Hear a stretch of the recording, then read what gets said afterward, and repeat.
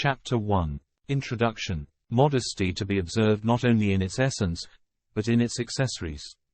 Handmaids of the living God, my fellow servants and sisters, the right which I enjoy with you, I, the meanest, posthumissimus,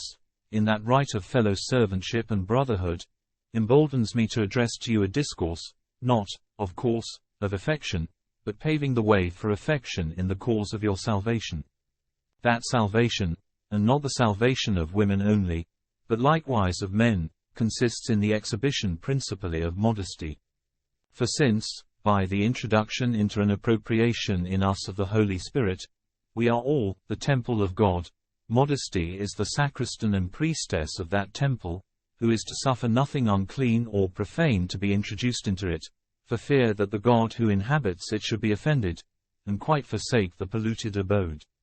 But on the present occasion we are to speak not about modesty, for the enjoining and exacting of which the divine precepts which press upon us on every side are sufficient,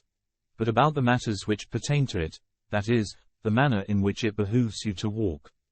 For most women, which very thing I trust God may permit me, with a view, of course, to my own personal censure, to censure in all, either from simple ignorance or else from dissimulation, have the hardihood so to walk as if modesty consisted only in the bare integrity of the flesh, and in turning away from actual fornication,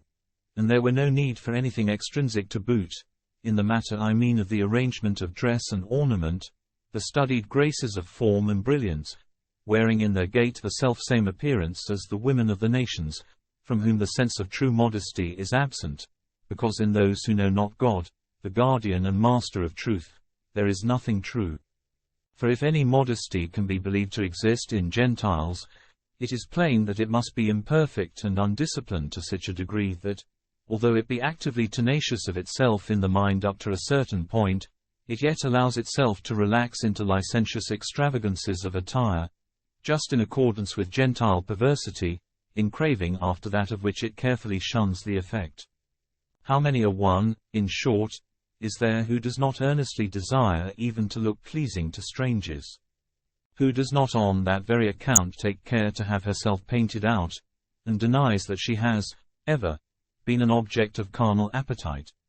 And yet, granting that even this is a practice familiar to Gentile modesty, namely, not actually to commit the sin, but still to be willing to do so, or even not to be willing, yet still not quite to refuse, what wonder? For all things which are not God's are perverse. Let those women therefore look to it, who, by not holding fast the whole good, easily mingle with evil even what they do hold fast.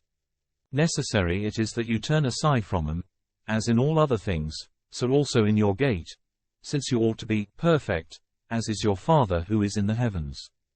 If you enjoyed this talk, consider subscribing to this channel and click on the notification bell, then you will know when new content is added to this playlist. Thank you for listening, and have a blessed day.